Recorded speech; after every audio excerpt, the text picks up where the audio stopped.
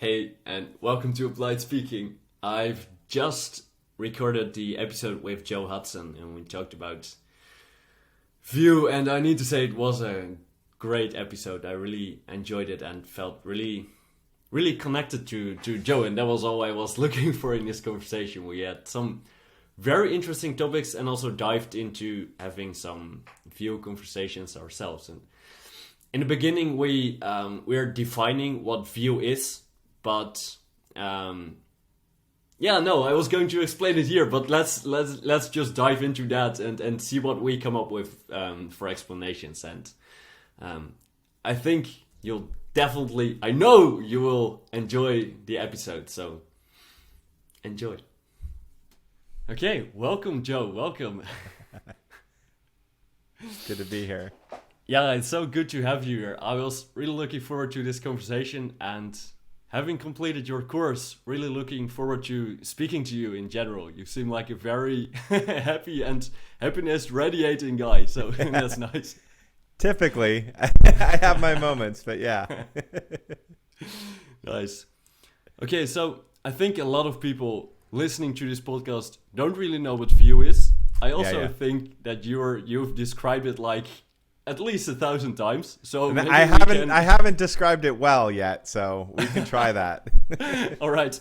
I was thinking that to make it less boring for you to maybe like take turns in trying to describe the nuances of Vue. Oh, I love that idea. That sounds wonderful. All right. Yeah. Do you want to start? I go first? Yeah. What is Vue? It's on one level, it's a way to learn to relate to people that is creates depth, connection, intimacy, and progress. And it affects the way you do business, the way you relate to family, lovers, friends. On another level, it's an internal tool to create happiness in your life. So it just depends on whether you're putting the view externally or internally. And in some ways, there's really no difference. So if you do either way, then the other happens. It turns out, yeah.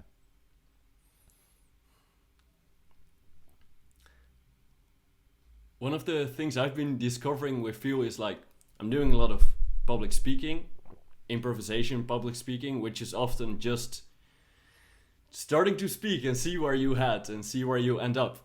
And it's on a way going on an adventure in your own brain, in your own speaking. And Vue is kind of giving me the tools and the way of going on an adventure in someone else's brain with someone else together.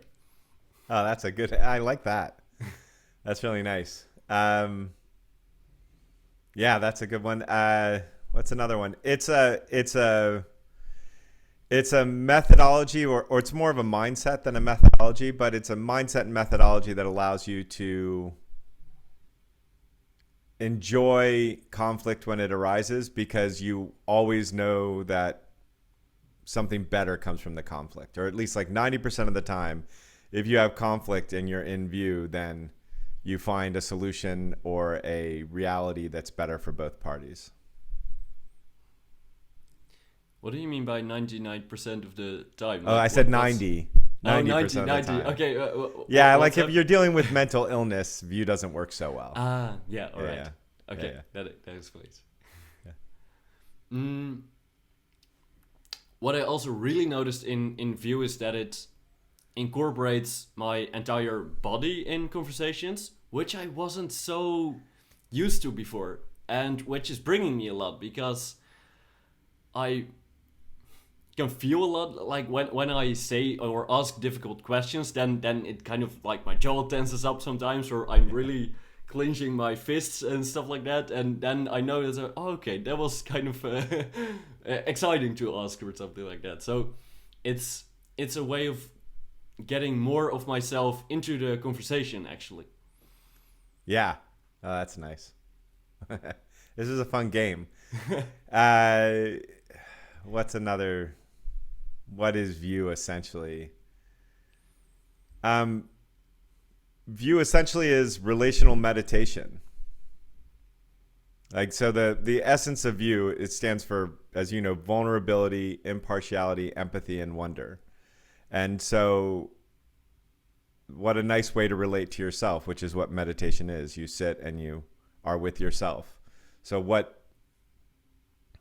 usually people, when they start meditating, what they do is it's just management. It's just like, I don't want to be this way, so if I meditate, I'll stop being this way. Or I don't want to feel this way more often, so I'll start meditating to stop feeling this way, which is just all management. And it's not like an enjoyable process for most people. So view is a way to have an internal relationship that is just very enjoyable.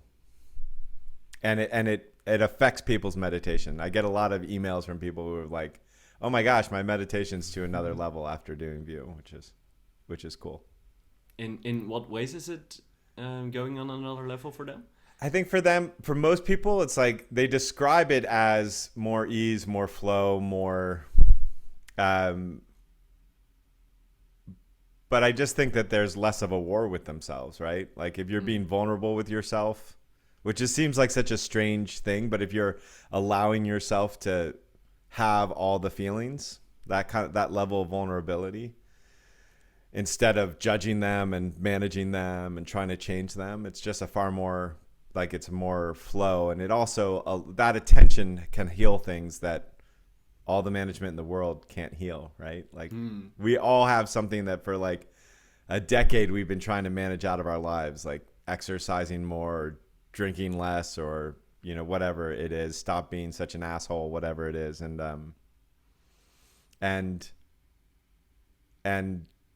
you've been telling yourself for a decade, you've been managing it for a decade, and nothing's changed, right? And so there's a place where just gentle, loving attention, vulnerable, impartial, empathetic, full of wonder attention can do something that all the management in the world can't do.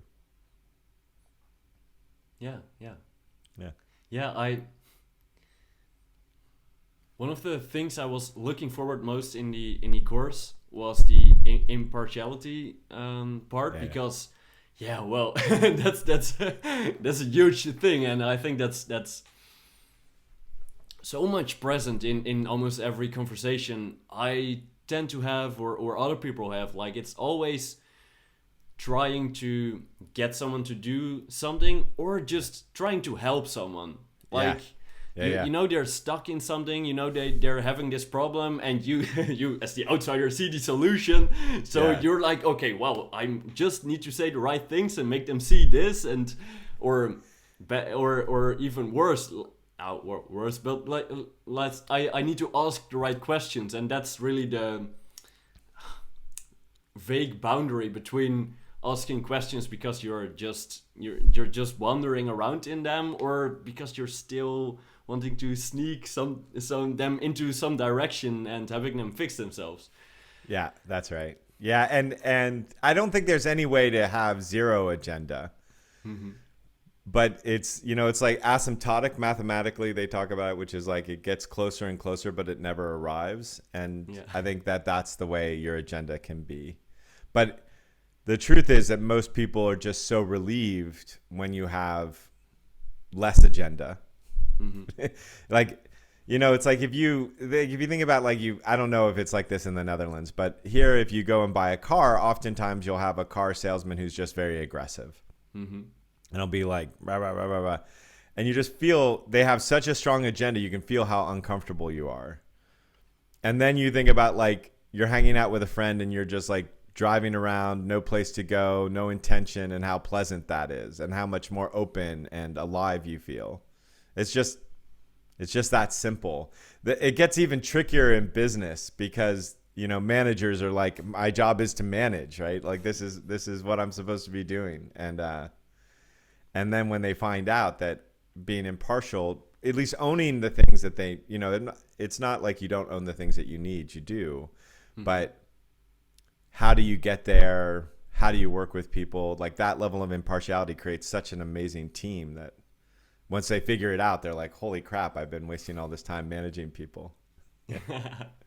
But is it then, and let's say we pursue in the interview instead of playing the describing view game, but because I have a lot of questions. But is it then like that through letting go of this urge to fix someone, or this urge to get this sale or something like that, letting go and becoming impartial, that letting go becomes a means in itself to get the deal done, or to help the other person? Like, Yeah, that's a great question.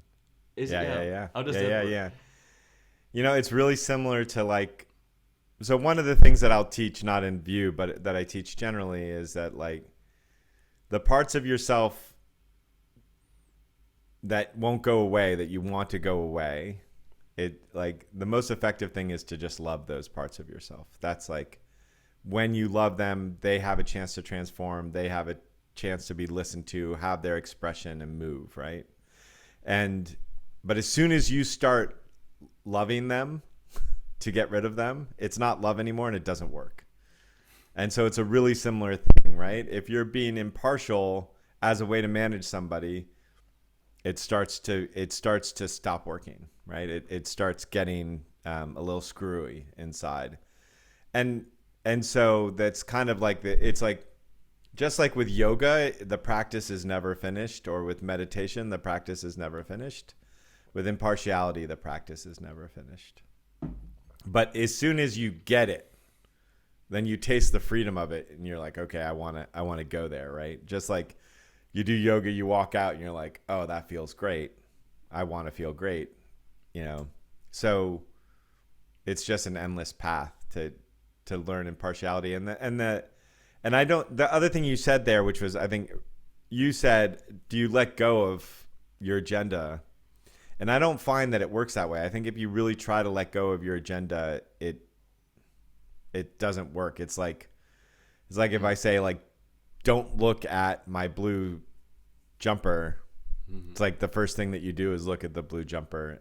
So I find it's far better to just be in wonder, or to see what it's like to pay attention to the stuff that you're not wanting, or like being with them in a different way, than it is to try to drop the agenda.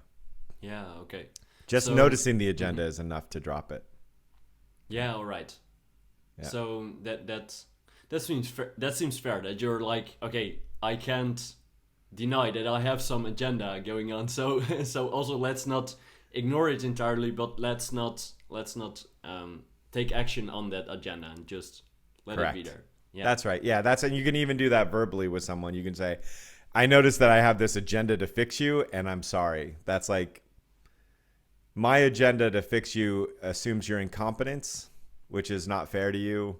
And my agenda to fix you assumes that I know what the hell I'm doing, and that arrogance is not fair to you as well. Mm-hmm. So I apologize for that. And what I really want to do is just be with you.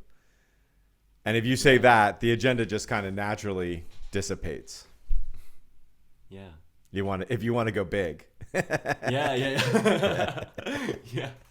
Nice. Yeah, okay, that's good that you say that, because I just 1 hour ago had a lovely run outside, and then went back and sat in the garden and did a metta meditation, because just was like, okay, this is a perfect moment for that.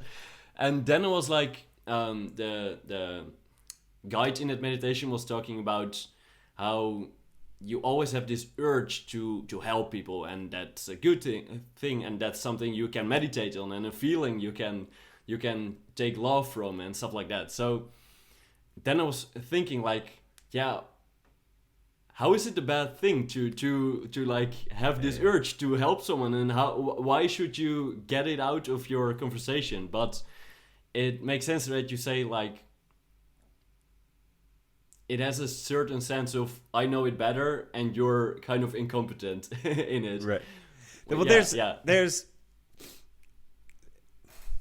something a little bit, there's nuance where the language doesn't do so well here, but like, so a couple of the nuances would be, if I said, hey, do you want my help? And you say yes, then that's a whole different thing than me just assuming that I can and that you want my help. So like, it's far more compassionate to ask somebody. Like, I think the urge to help, or help is kind of the weird word here. Like, if you said be of service to, or like it can mean different things. The other thing is this there's a tribe in the Amazon, and I can't remember the name of the tribe, but they have a saying that says, if you're here to help me, no thank you. If you're here to help us, no thank you. If you're here to work together towards our mutual freedom, let's get to work. And so, yeah, there's something about, I would say if we had a language that worked well, we would have like 4 or 5 different words for help, the way that like the indigenous tribes of the North have like 40 words for ice or 70 words for ice. Yeah.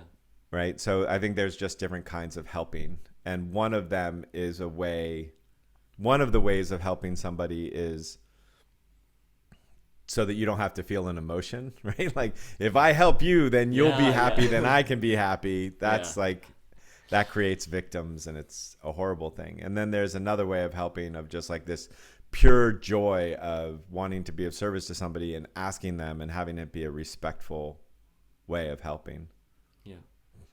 Yeah. You said like it's probably already a way better to approach someone and say, hey, do you want my help? Can I help you? Instead of just diving into it.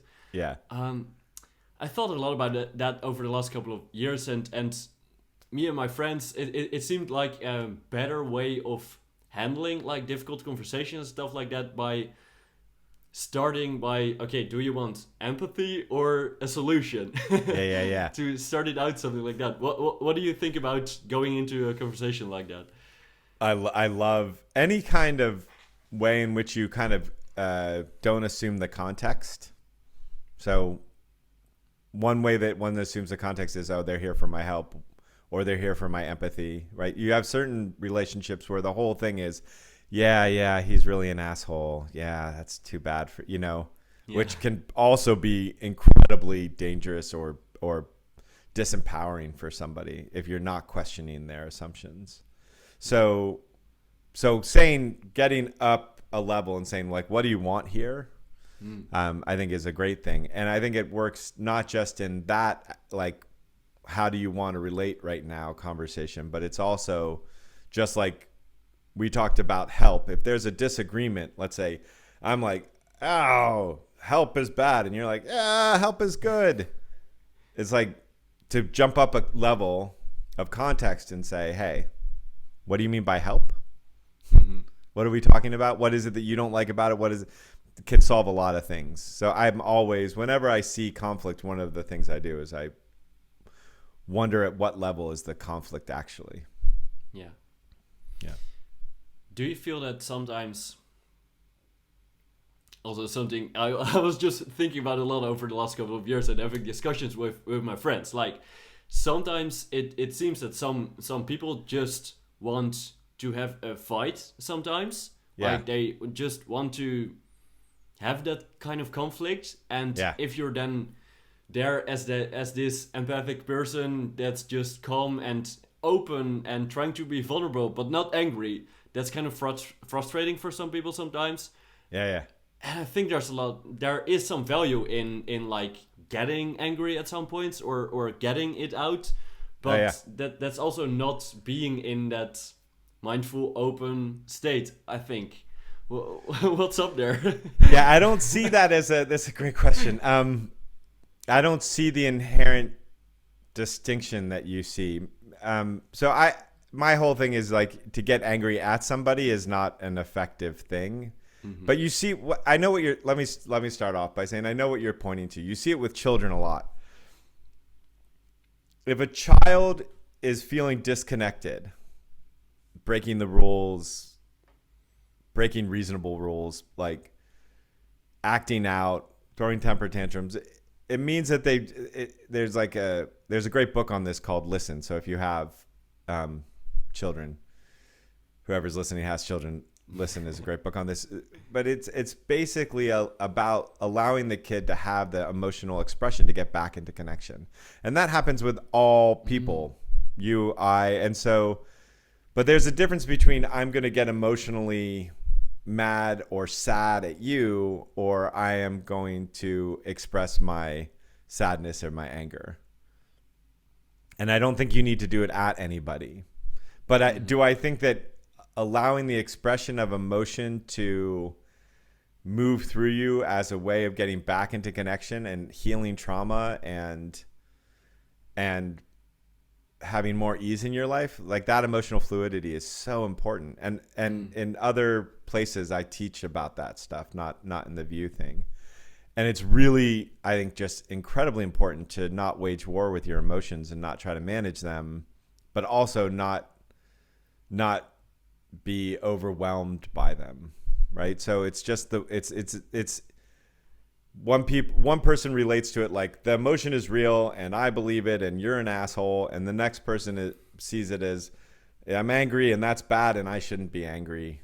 And I'm suggesting another relationship with it, which is anger is amazing. It's got a ton of wisdom. It doesn't speak the way that logic speaks. You know, logic is like A plus B equals C. And therefore, A minus C equals, right? That's logic. And emotions speak like this. And then you have this moment of clarity. And so that is an incredibly important thing. And as you fall in love with your emotional experiences, your emotions change. And the way that you experience them change and the way they move through you changes and the overwhelm of them changes. So it's if you can allow the emotions to move through in a very impersonal way and allow them to express, it's like they're an amazing healing force. And if you launch them at people in ignorance and believe that they're right, then they create a lot of destruction often. Yeah. You know? Yeah. Hold on just a second. I want to make myself I'm getting notifications and I want to not be notified for anything. Do not disturb. Okay, cool. Great. Yeah.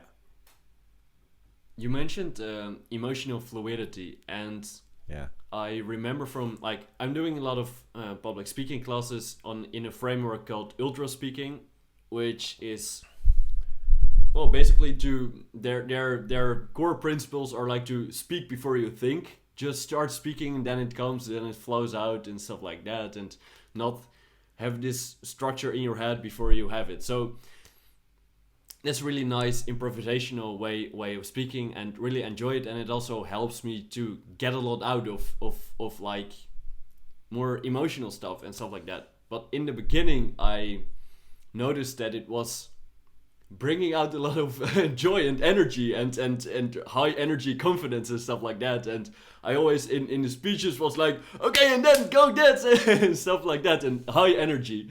And at some point my coach was like, okay, well, now for this session, for this speech, try angry mode.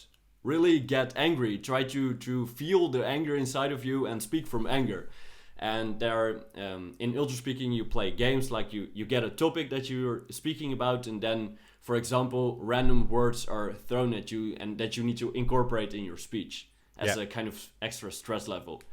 And I was each time making some positive reframing for the word that was I trying to incorporate in my speech, while I needed to be angry and needed to not see the flowers in the world, but just see that they suck also. Basically. Right. And that was really interesting for me to discover in that way that I wasn't really comfortable with getting into angry mode. And I think there's a lot in there, like in emotional fluidity, to just explore all those different emotions and see what it's like to be in there and become more comfortable to be in there. Yeah. Can you tell something more about emotional fluidity? Yeah. Yeah. So, there's certain telltale signs that people have, meaning if somebody's depressed, and you ask them to get angry, it's usually really, really hard for them. Anger is really hard for people who are depressed. And the way I think about depression as an example is that on an intellectual level, it's a negative voice in their head constantly abusing them. On a nervous system level, they've been riding on a lot of anxiety, constantly thinking they're going to get in trouble. On a social level, it's a matter of being connected and feeling connected with people. but on an emotional level, it's repressed anger and or sadness typically. So having the emotional currents moving in your life creates joy, right? So I have a phrase that says, joy is the matriarch of a family of emotions, and she only comes into a house that her children are welcome. So if you can't welcome all the emotional states, then joy is an incredibly difficult thing to feel. Now, there's this thing that people do. They often do it more in their 20s, where everything's fine, everything's good, everything's positive. Like they think that the way to get to joy is to ignore and push away all the negative stuff. And that works to a degree, and then it just falls apart. Usually like 28, something like that, it falls apart. And they do things like either get depressed, or they get other people to do their dirty work, or they like are constantly compromising themselves and not living in their truth until it becomes so difficult that they're just like, okay, I can't do this. Like just shove all positivity into my life and shove everything else away. So I think emotional fluidity is incredibly important. And as like, I think of it like a hose, and you have this emotional current running through it. And let's say it's anger. The emotional current is anger. And if it's tweaked one way, then it's like, I'm not angry. And if it's tweaked another way, it's like, I'm not angry. And if it's tweaked another way, it's goddamn, fuck. But if it's completely untweaked, then it looks like Gandhi anger or Martin Luther King anger or Mandela anger, which is like, this isn't going to work. I'm determined to change the situation. It's a very strong and loving boundary. And so it's the same with sadness. Is like sadness uncorked becomes gratitude.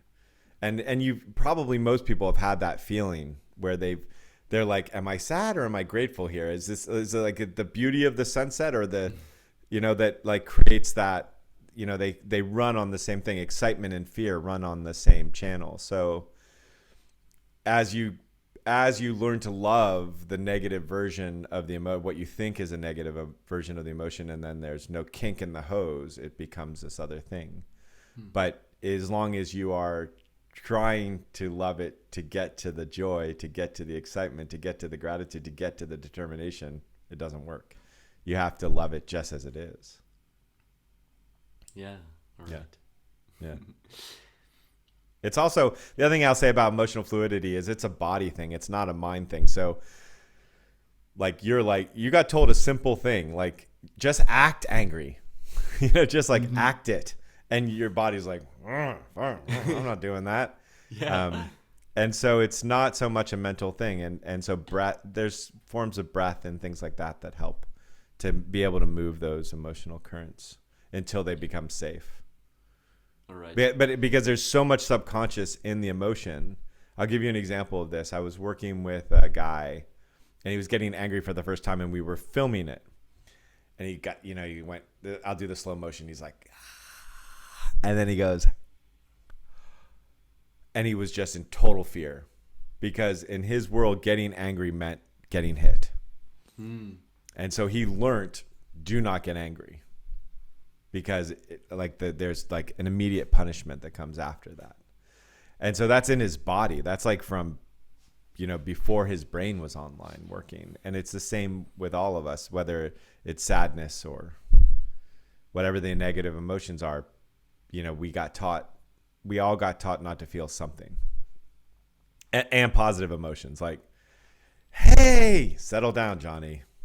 Like we get taught it. Yeah. Let's talk about that for a second, because like also in the introduction where we played the game of describing view, I also mentioned that I noticed that it's about incorporating my body a lot more in speech and in conversation in general. Yeah. What's going on that there's so much like expression in your body that you're normally not dipping into, or that you're normally not aware of using or not using in any way? Like how is this disconnection, and what's more inside of your body? How do you look it? Yeah. So like, I'm listening to you talk about the people who are teaching you how to speak, and they're using a lot of methodologies that are in acting. And when they talk about acting, they also talk about like get into your body. I think about it very differently, which is like there's a whole bunch of things that we do that we don't think about, right? Like we don't need our head to tell us when to go to the bathroom or when to take a deep breath or when to yawn or like there's a whole bunch of information. And what, like, for instance, one of those pieces of information is the mirror neurons in our brain that create empathy, that allow us to know what each other are feeling. And so if we're going to listen to just our brain in a conversation, it's like saying, I'm going to have a conversation using like 30% of the data, right? And just as an example of this, in decision making, if I like reached in and I pulled the emotional center of your brain out, you would cease to make decisions. It would take you like a half an hour to decide what color pen to use. Your IQ would be the same. This has happened to people. There's a great book on it called Descartes' Error, and where it's like it takes them 4 hours to decide where to have lunch, even though their IQ is still far and above norms. And so, like, we're not making logical decisions. We're making emotional decisions. We're using logic to try to figure out how we'll emotionally feel, as an example. So if you had this SWOT analysis, like, should I do this thing? Should I marry, Ingrid? And it's like, there's X and Y axes and you're like doing that thing. But if you just were told, like if some ultimate authority that you knew was truthful said to you, hey, if you do this, you're going to live a beautiful and happy life. Or if you do this, you're going to be miserable and it's going to suck. Like immediately the decision is made. All the intellectual stuff is to try to figure out if it's going to make you feel that way, right? And and if you look at like entire swaths of your life and you say, how many decisions did I make to feel loved or to not feel rejected or to feel like a success or not feel like a failure? Like it's like how many, like that's a huge amount of decision making. So all of that emotional thing is in the body. Like, and so you're going to just ignore all that for a conversation? And then when you do the research on what people buy, they buy on emotion. Like iPhone doesn't even tell you about the iPhone. Maybe they're like 3 cameras this year. Like that's the most that they're going to say, right? Ford doesn't like tells you very little when it's all an emotional buy. So this is known, except for we think that I'm going to intellectually convince you of my thing instead of being with you emotionally. Yeah, it doesn't make any sense. And all those emotions are felt in the body. They're not felt. They can be seen in the mind, but that's not where their wisdom is. Yeah. And how are like, like I mentioned, I also have that sometimes in when I ask a more difficult question that I notice that I'm doing this or that my jaw kind of locks or gets tense. Yeah. But what's happening over there? Because that's not really emotion, but it's kind of more happening in my body. What's going on there? Yeah, so you could do this experiment and then the people at home who are listening to this can do the experiment for a second. So lock up your jaw. Like lock it up like that's the situation, and feel your emotional experience. Just feel your body. And now unlock your jaw. Like really let it gape for an inch. Take a deep breath in and now feel your emotional experience. With the jaw still open.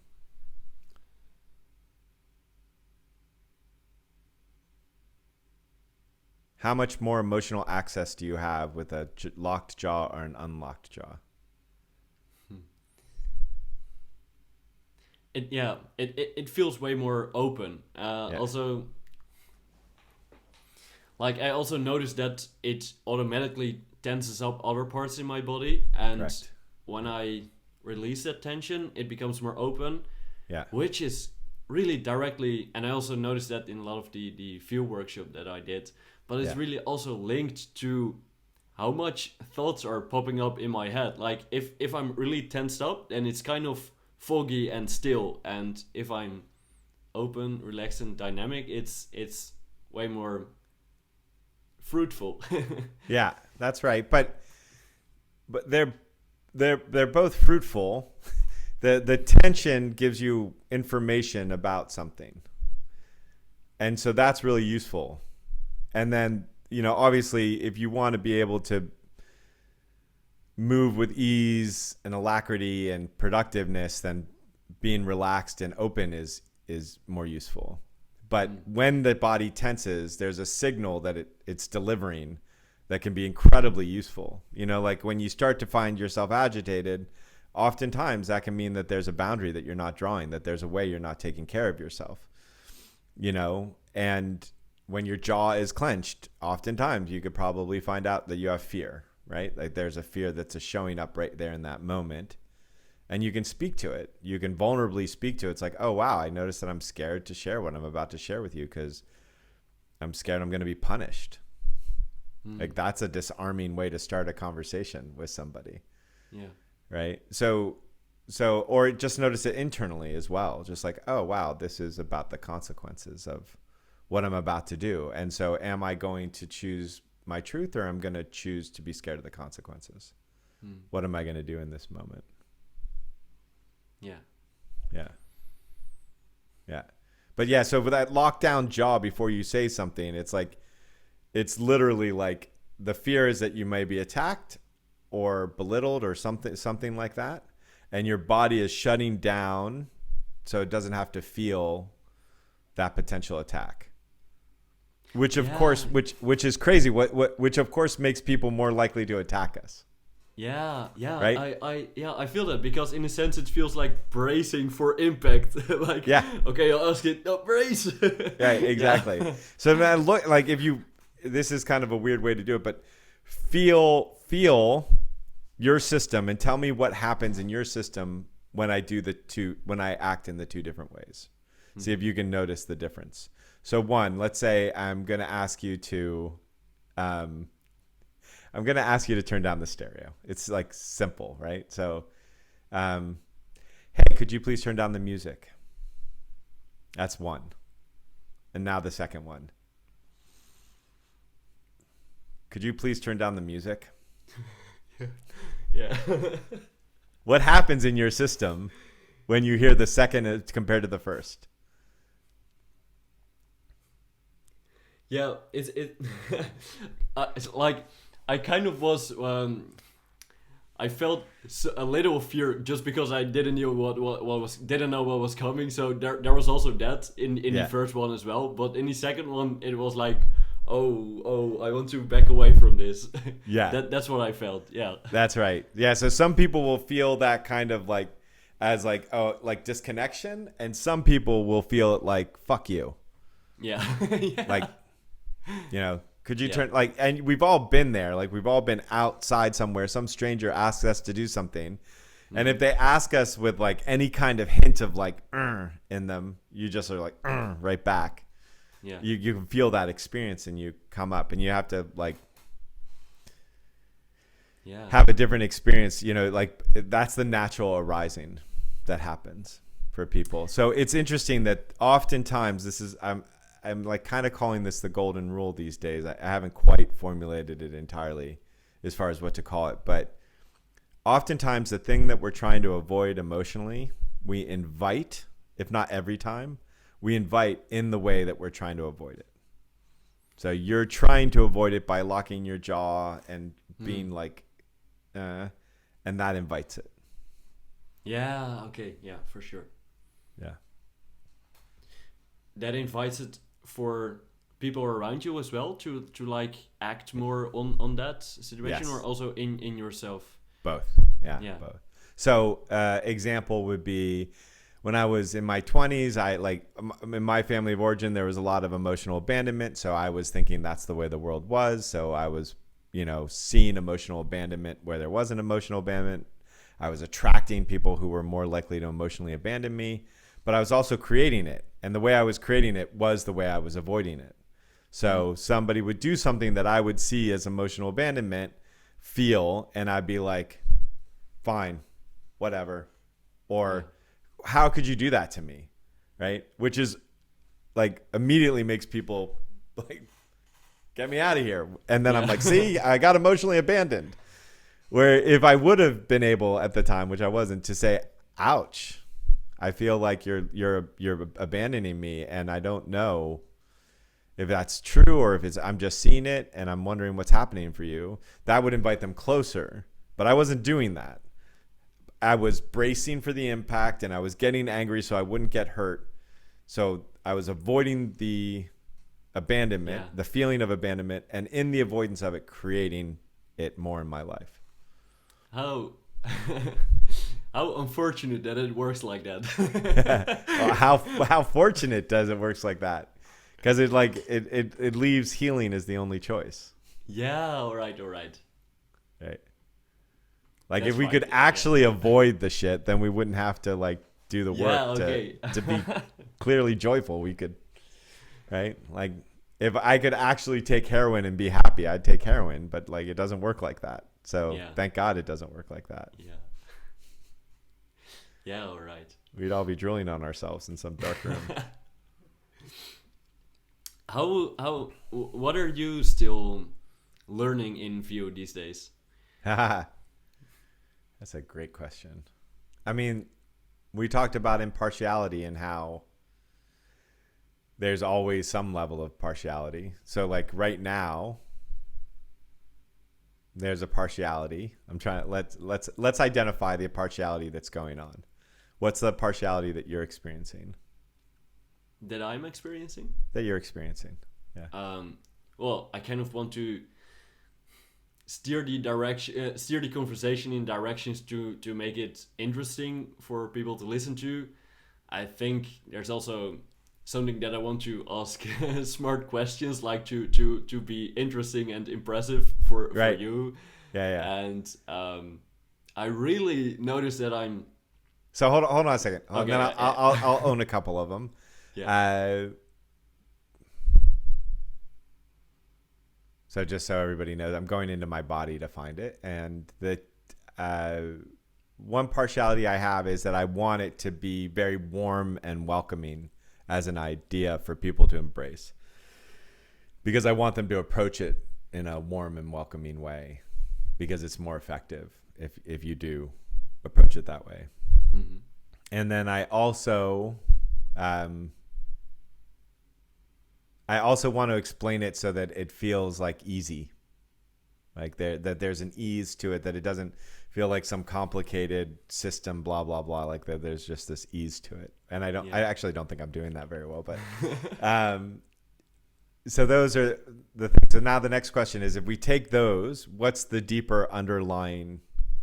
If we go further down, what's the underlying desire, the underlying partiality that you have?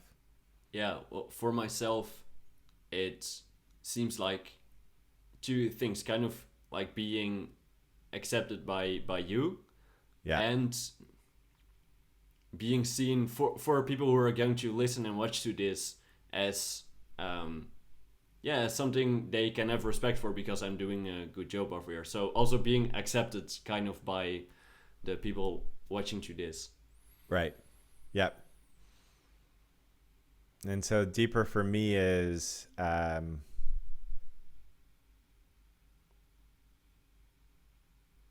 it's wanting to deeply connect with the people who are listening to this, for them to deeply connect with themselves, and for them to connect with me, and me to connect with them in some weird way. Because the more honest and truthful I am in this process, the more likely I am to feel connected with myself and with them, even though I can't see their faces or anything like that. Right, which is like the basic human needs, like connection and acceptance. Like these are the things that we need to thrive as humans, not need to survive, but need to thrive. And so I'm constantly, my internal process is like, is finding those like little,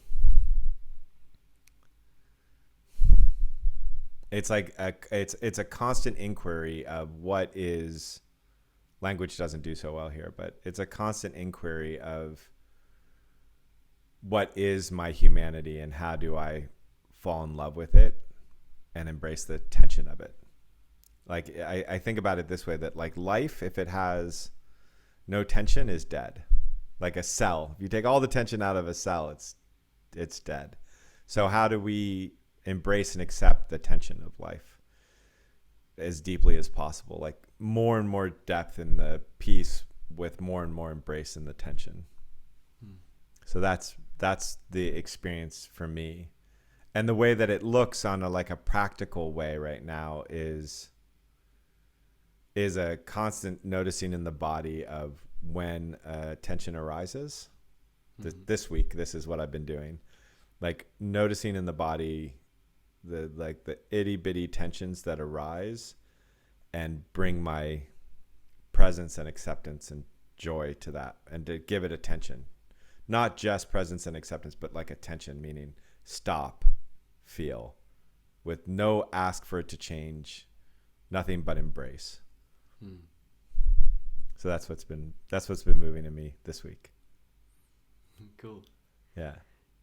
Is it also like you said that you're really aware of those bodily experiences? Yeah. And are these also signals for you to act on like asking questions to people or something like that? Oh yeah. Yes, they're it's a crazy dance. Yeah. So when I'm doing the one-on-one work with people, there is like a certain amount of my attention's in my body, a certain amount of my attention is in them.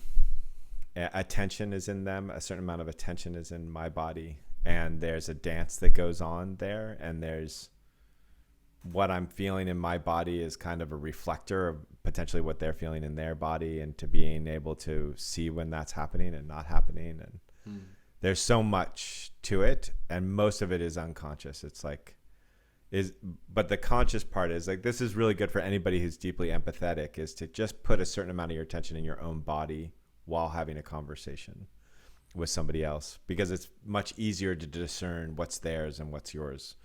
Like people who are really empathetic, you can see them, they'll like take on the emotion of the other person. Yeah. And so, but there's all outside of that, there's a whole bunch of nuances that are just incredibly subtle.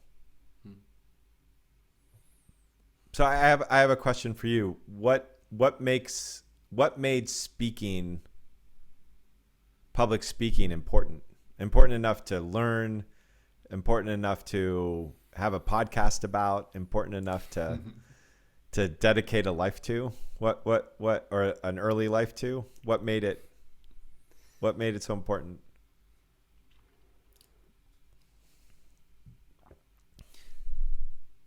I think at very first it was because I was hugely uncomfortable with talking in English, and I talk about that a lot now, and I'm also really comfortable in talking in English now. So it kind of gave me the first steps on the road of just trying to practice with speech, and just letting myself feel and say weird things and screwing stuff up, and by that way learning to become comfortable in it. So Yeah. that was by far the first thing that I was going through, and why I kind of dived into it.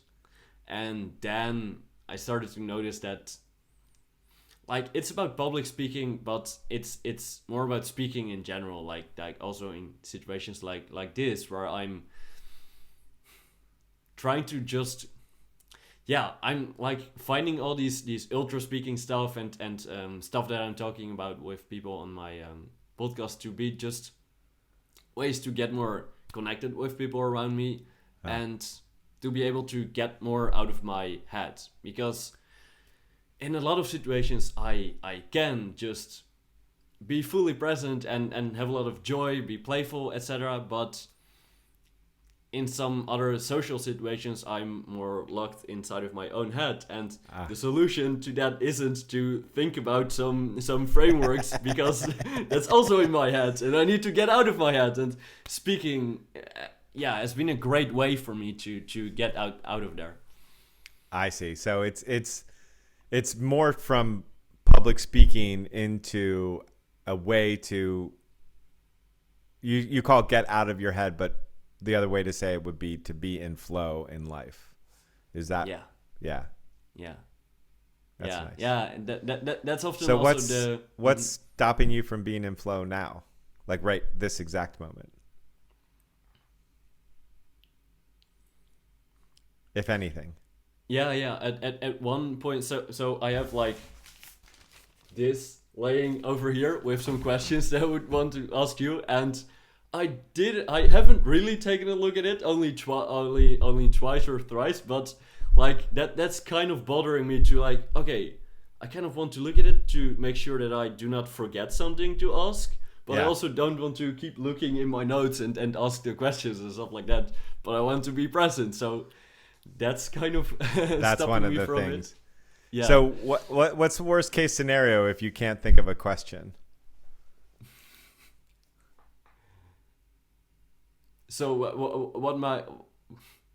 what I'm afraid of that's going to happen is that then like the conversation dies out and I'm like, yeah, okay, I can't really think of anything. But what's really going to happen is that after a long pause, either one of us is going to say something and is going to pick up the conversation again. Yeah. So the worst case is a long pause, or maybe just like, oh, that feels like a natural end to the podcast. Yeah. Yeah. So what I guess the question would be, what prevents the faith in the flow? What's prevent the faith in the flow? What's preventing your faith in the flow?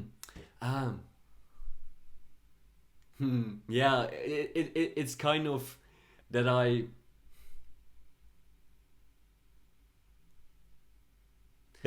not asking just here. I'm just asking everywhere.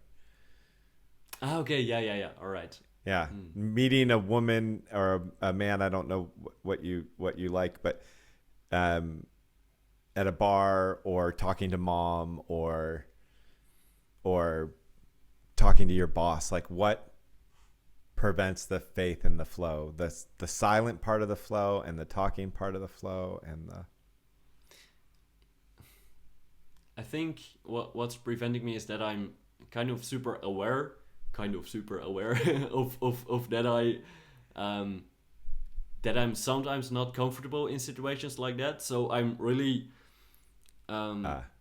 aware of, is it happening right now? Am I comfortable right now? Is it working? Am I in a nice playful state, or am I trapped inside of my head again? What's happening? Right. And so how is being uncomfortable not part of the flow? I think I now link uncomfortable to like being in my trapped inside of my head. Like that seems quite similar to me. Yeah. So what's wrong? How is being trapped inside of your head not part of the flow?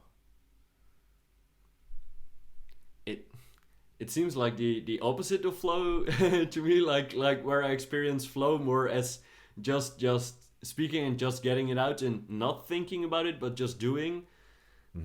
Locked inside of my head feels like... See what it's like just for a moment. See what it's like. Get locked inside of your head for a moment. That's cool. You disassociate really quickly. That's amazing. Yeah, so that right there, notice the flow in it. Notice there's movement.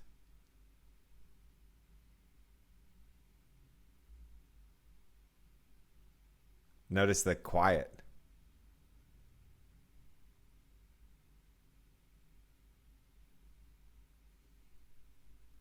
My question is, what happens there if you're not trying to get out? If you just enjoy the flow of that place.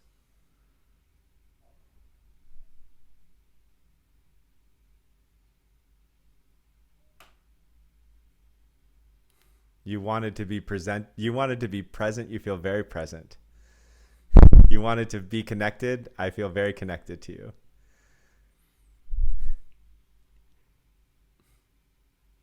Yeah, that was kind of a cool experience. Like the first moment that I was stepping inside of my own head, I felt a little bit of, well, how do I describe it? Like, fear is a bit too exaggerated, but something like a smaller form of fear, and really tiny bit of tears coming up to my eyes because it was like, oh, and some sadness. Yeah. That at the moment I dropped into that. But then once you kept talking and I kind of just stayed in there, I felt indeed very present, and it felt kind of warm and still actually in the same pretty much flow state I feel like in this conversation. So yeah. It's crazy, right? It's the same thing we talked about earlier. Two things. One is falling in love with it. That discomfort, that disconnection changes it. Yeah. But the other thing that we talked about, which is the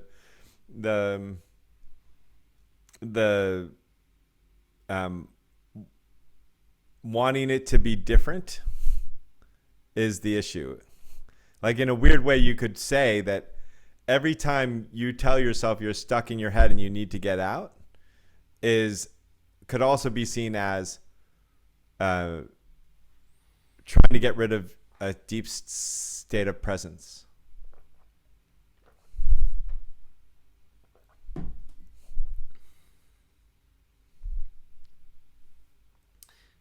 Yeah, and I think that's also insightful now for me, because like I noticed that especially when you said you still feel very present to me right now. That was kind of nice for me to hear, because it ties back to what you said earlier, like how you react and how you behave and how you feel also induces behavior and thoughts and feelings in people around you. So when I'm totally comfortable with being present, others around me are perfectly fine with me being calm and in my head at that point as well. And if I'm like, oh, there we go again, and really like this inside of my head, then others are like, dude, this is not nice. Why aren't you engaging in the conversation? It's, come on. Yeah, beautifully seen. Yeah. And there's the other thing, which is that golden rule I talked about like the way that we try to prevent it is the thing that creates it. Mm-hmm. Literally, you're trying to prevent it, and therefore that's creating the disconnection. There's another way that it ties together. Yeah. Nice. That is a great ending to the podcast. Yeah, absolutely. Yeah. Circles around. Nice. Okay, awesome. What a beautiful time. Thank you so much for showing up in my inbox. I don't even know how this all happened. You know, my life is such now that it's gotten so busy. I just wake up and I do what's on the calendar, and what a total treat to get to hang out with you. Nice, good to hear. Yeah, to speak on that, like I saw your view course coming along from Diego Forte, who distributes everything, I guess. He's been helping us. And there's another course, AOA, that's coming up in a couple. I don't know if this thing will be. So far we've done it once a year. Maybe we'll do, but it's a bigger, longer, 8-week small group thing. It's called Art of Accomplishment. So it's all about flipping your notions of accomplishment so that you can be in that flow. Just like we just did, which is like flip the notion creates a flow. Yeah.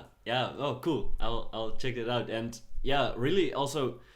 really thank you for not only being here but creating the view course, because like I mentioned before we hopped on the podcast, but it was an amazing experience and something I didn't earlier experience through Zoom. Like the course is built that you have video lessons and then you connect with a partner on Zoom and you have these exercises and explanations that you give, and then you just do these exercises together.